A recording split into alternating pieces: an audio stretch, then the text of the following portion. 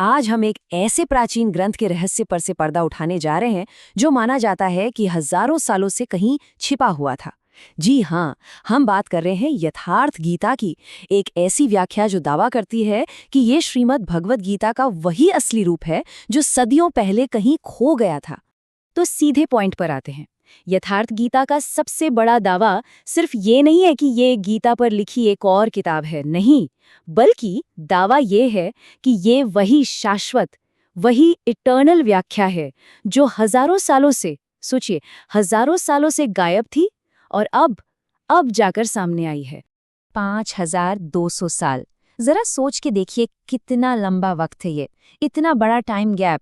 यही एक बात इस व्याख्या को एकदम से बहुत ही मिस्टीरियस और इम्पोर्टेंट बना देती है। और फिर सवाल उठता है, आखिर इतने लंबे समय तक क्या चीज थी जो गुम हो गई थी? तो यही वो सवाल हैं जो आज हमें गाइड करेंगे। आखिर ऐसी क्या बात थी जो इतने हजारों साल तक छिपी रही? और ये जो यथार्थ शब्द है, यानी असली या सच्चा, इसके दावे में कितनी गहराई है? चलिए इस रहस्य की परतों को खोलना शुरू करते हैं।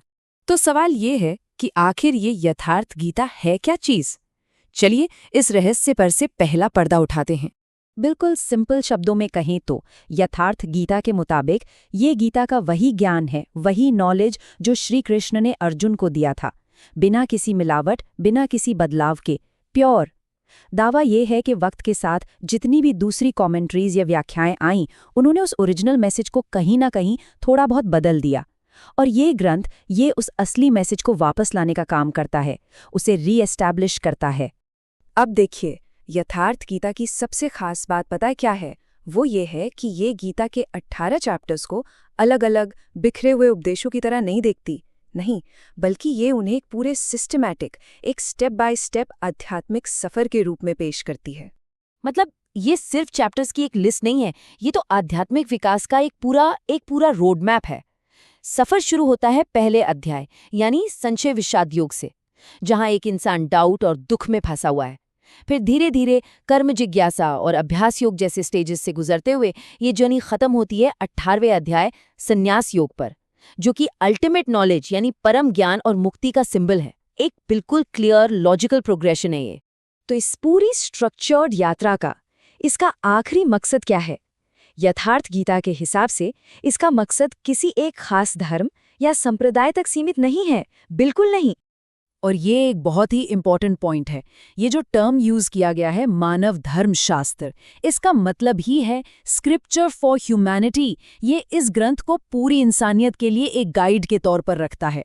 मैसेज बिल्कुल साफ है, गीता का ज्ञान यूनिवर्सल है, ये हर इंसान के लिए है। इससे फर्क नहीं पड़ता कि वो किस देश, किस समय या किस कल्चर का है।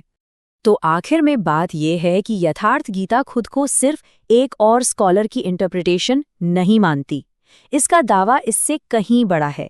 दावा यह है कि ये उस खोए हुए, उस ओरिजिनल, उस इटर्नल ज्ञान की रेस्टोरेशन है जो हर एक इंसान के लिए है। अच्छा, तो अब तक हमने जो भी जाना उसके मेन टेकअवेज क्या हैं? चलिए पूरी पिक्चर को एक साथ जोड़कर देखते हैं। तो निष्कर्ष बिल्कुल साफ हैं। पहला, ये 5200 साल पुराने एक रहस्य और उसका सल्यूशन पेश करती है। दूसरा, ये गीता के 18 अध्याय को एक क्लियर आध्यात्मिक रास्ते की तरह दिखाती है। तीसरा, ये खुद को एक यूनिवर्सल मानव धर्म शास्त्र के रूप में पोजीशन करती है। और सबसे इम्पोर्टेंट, ये गीता के ओरिजिनल इटर्नल मीनिंग को रिस्टोर करने का दावा करती है। और इस पूरी चर्चा को हम एक सोचने वाले सवाल पर खत्म करते हैं।